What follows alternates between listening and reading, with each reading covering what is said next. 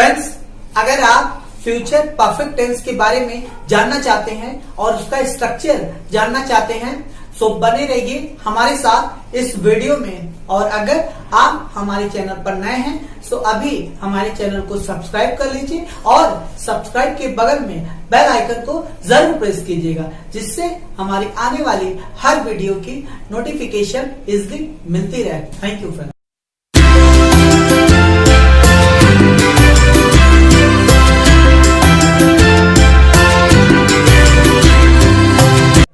Hi friends, I'm Mahesh. Most welcome to our channel Magic English with Mahi. Friends, आज आपको future perfect tense का structure और उसके बारे में बताएंगे, और वो भी बिल्कुल अंग्रेजों की ट्रिक से। So without wasting time let's get started. Friends, आप देख सकते हैं फ्यूचर परफेक्ट टेंस। फ्यूचर का मतलब ही होता है भविष्य, मीन्स आने वाला कल, इसी को बोलते हैं फ्यूचर। परफेक्ट का मतलब कई बार बता चुके हैं कि जो काम पूरी तरह से हो चुका हो, पूर्ण हो चुका हो, कंप्लीट हो चुका हो, उसे बोलते हैं परफेक्ट। और टेंस मतलब काल। तो फ्यूचर परफेक्ट टेंस का मतलब ऐसे क्या मतलब हुआ कि कोई भी ऐसा काम जो एक वक्त के बाद आने वाले कल में, फ्यूचर में पूरी तरह से समाप्त हो चुका हो, कंप्लीट हो चुका हो, ऐसा बताने के लिए हम फ्यूचर परफेक्ट टेंस का प्रयोग करते हैं। आइए फ्रेंड्स नेक्स्ट देखते हैं। फ्रेंड्स, आप देख सकते हैं आइडेंटिफिकेशन आपको पता है, और हमने आपको ऑलरेडी टेंस के चार्ट में बताया है। क्या बताया कि जब हिंदी वाक्य के अंत में या होगा, ई होगी, ये होंगे, आ होगा, ई होगी, ए होंगे, चुका होगा, चुकी होगी, चुके होंगे आता है तो future perfect tense. But friends, हम आपको अंग्रेजों के ट्रिक से बताएंगे, क्योंकि उनको हिंदी से कोई लेना देना नहीं होता।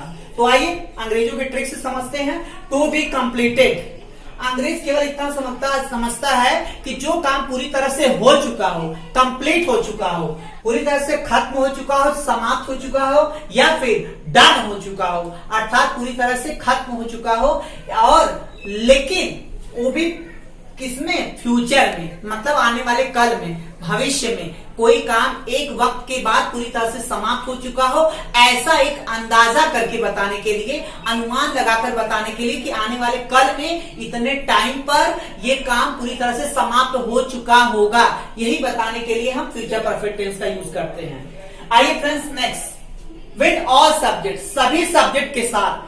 आई, यू, देवी, ही, शी, मतलब मैं, तुम, वह, राम, श्याम, चाहे कुछ भी होगा सब्जेक्ट, सबके साथ आपको हेल्पिंग वर्ब विल हैव लगाना है, वर्ब का थर्ड फॉर्म लगाना है, और second helping verb would have plus verb का थर्ड फॉर्म लगाना है। फ्रेंड्स, दोनों में से चाहे जो नहीं लगा सकते उसके लिए नियम है, हम आपको अभी बताएंगे।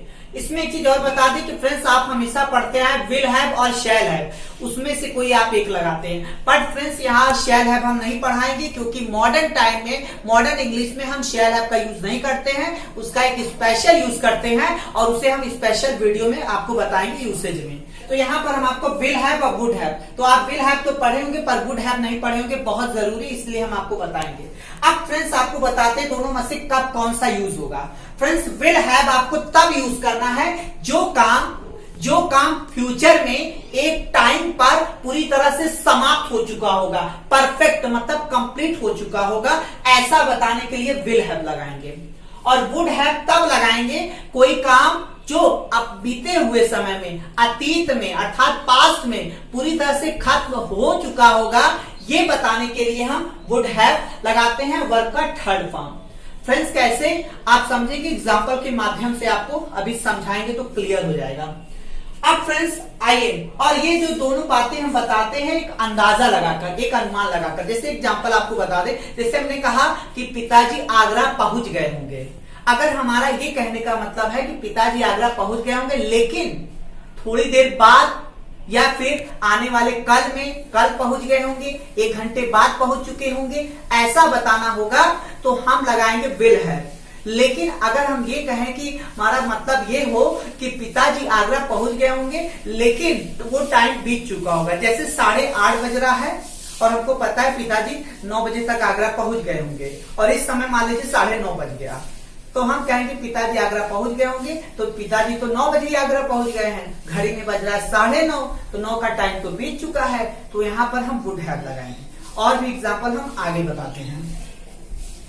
तो फ्रेंड्स कोई भी अंदाजा लगाकर बताने के लिए हम विल हैव वुड हैव लगाएंगे। विल हैव फ्यूचर के लिए, वुड हैव पास्ट के लिए। आइए अब एग्जांपल के माध्यम समझेंगे। जैसे हम कहें फर्स्ट एग्जांपल, वह कल तक अपना कार्य समाप्त कर चुकी होगी। फ्रेंड्स देखिए यहाँ कल तक, कल है इसका मतलब आने वाला कल, और जब आने वाले की बात होगी तो विल हैव।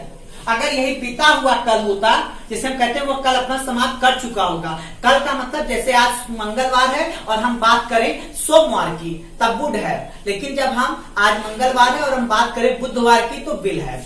अब फ्रेंड्स आइए, वह कल तक अपना कार्य समाप्त कर चुकी होगी। तो कल तो अभी आया नहीं है, कल तो आएगा, तो क्या हो जाएगा शी, और देखिए विल हैव, क्योंकि फ्यूचर की बात हो रही है। शी विल हैव, तो पहले आपको सब्जेक्ट लगाना है, फिर हेल्पिंग वर्ब लगाना होता है, फार्मूला आपको बता चुके हैं।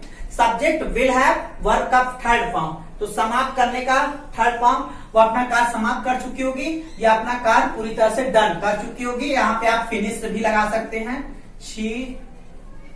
She will have finished her work till tomorrow, कल तक। लेकिन फ्रेंड्स अगर यही बीता हुआ कल होता, आने वाला टुमारो की जगह पे यस्टरडे होता, हम यस्टरडे की बात करते, तो यहाँ पर विल के स्थान पे वुड है, क्योंकि पास हो जाता। जब हम आपसे ये कहते हुआ कल तक अपना कार्य समाप्त कर चुकी होगी, पर मेरा कहने का मतलब ये होता कि मैं बीते हुए कल की, जैसे आज सोमवार है और हम आपसे बात करें संडे की, तो बीता हुआ है तब वुड है। लेकिन आज सोमवार है और हम बात करें कल मतलब मंगलवार का, ट्यूसडे का, तो हम विल हैव लगाएंगे। आइए नेक्स्ट, कोमल दिल्ली पहुंच गई होगी। फ्रेंड्स देखिए तो क्या हो जाएगा, ये affirmative sentence, Komal would have, और पहुंचने के अंग्रेजी का थर्ड फॉर्म रीच्ड दिल्ली। अब फ्रेंड्स यहाँ पे वुड हैव में यहाँ पे विल हैव भी हो सकता है, आपके ऊपर डिपेंड है। अगर आप ये कहना चाहते हो कि कोमल थोड़ी देर के बाद दिल्ली पहुंच गई होगी, या कल फला टाइम तक, इतने टाइम तक दिल्ली पहुंच गई होगी, मतलब अभी थोड़ी देर बाद पहुंच गई होगी, ये बताना होगा, तो विल है। तो फ्यूचर की बात कर रहे हैं क्योंकि वो टाइम अभी आया नहीं है। लेकिन हम जब कह रहे कोमल दिल्ली पहुंच गई होगी, तो यहाँ पर जब वुड हैव लगा दिए, तो इसका मतलब ये हो गया कि मतलब हमें पता है कि अगर कोमल 8:30 बजे गई है और हमको पता है कि दिल्ली वह 12:30 बजे तक पहुंच जाएगी, और इस समय 1 बज रहा है घड़ी का, तो 12:30 तक दिल्ली पहुंच जाएगी, तो 1 बज रहा है, तो हम कहेंगे कोमल दिल्ली पहुंच गई होगी। बीता हुआ टाइम का बात करेंगे तो हम कोमल वुड है। लेकिन आने वाला अभी जो टाइम अभी शुरू होगा तो विल है। तो ये आपके ऊपर डिपेंड है, जो टाइम निकल गया है उसके लिए वुड है, जो टाइम अभी आएगा उसके लिए हम विल है लगाएंगे। आइए नेक्स्ट, अब जैसे हम कहें विराट कोहली आउट हो चुका होगा, जब हमारा ये कहने का मतलब हो कि जैसे मान लीजिए हमें पता है कि विराट कोहली 10 बजे खेल रहा है सुबह के, और हमको ये कहना होगा कि 11 बजे के अंदर विराट कोहली आउट हो चुका होगा, ये अंदाजा बताना है। तो अब जैसे विराट कोहली 10 बजे सुबह मैच खेल रहा है मान लीजिए, और इस समय बज रहा है 11, तो हमको पता है कि 10 से 11 के बीच में आउट हो चुका होगा। तो अब मान लीजिए विराट कोहली इस समय 10 बजे खेला, 11 बज रहा है, और मान लीजिए हम 11:20 पर कह रहे हैं कि विराट कोहली आउट हो चुका होगा, एक अंदाजा लगाकर कि 10 से 1 घंटे से ज्यादा विराट कोहली नहीं खेला होगा, आउट हो गया होगा। तो इस समय तो 11:20 बज रहा है, तो इसका मतलब पता है 11 बजे तक ही आउट हो गया होगा, तो हम वुड हैव लगाएंगे। क्यों? क्योंकि बीता हुआ बात बता रहे हैं। लेकिन अगर विराट कोहली 10 बजे खेल चुका होगा, हमारा ये कहने का मतलब होता कि अभी 10 नहीं बजा है, अभी तो बज रहा है मान लीजिए 9, और अभी 9 बज रहा है, तो 1 घंटे बाद 10 बजेगा, तो 1 घंटे बाद जो 10 बजेगा उसको बताने के लिए हम विल हैव लगाएंगे। मतलब फ्रेंड्स अभी घड़ी में 9 बज रहा है और हम आपके मैच जो शुरू होने वाला है वो 10 बजे, तब हम लगाएंगे विल हैव, क्योंकि अभी तो 10 बजा नहीं, अभी तो होगा। लेकिन 10 बज चुका है, 9 बजे ही मैच शुरू होना है और इस समय 10 बज रहा है, तो हम लगाएंगे वुड हैव। तो जो बीत चुका है वुड हैव, जो अभी आएगा, अभी शुरू होगा, वो विल हैव। फ्रेंड्स आगे देखिए, जब विराट कोहली आउट हो चुका होगा, तो हम यहाँ बीता हुआ की बात कर रहे हैं। मतलब हमें पता है कि विराट कोहली 1 घंटे से ज्यादा नहीं खेलता है, तो 10 से 11 और इस समय बज रहा है मान लीजिए 11:30, तो इसका मतलब बीता हुआ, तो Virat Kohli would have got out, third form है गॉट, उसके बाद आउट। लेकिन अगर हमारे ये कहने का मतलब होता कि विराट कोहली आउट हो चुका होगा, लेकिन कल की बात करते, परसों की बात करते, थोड़ी देर बाद की बात करते, तो होता Virat Kohli will have got out. तो फ्रेंड्स आई होप आपको समझ में आ रहा होगा।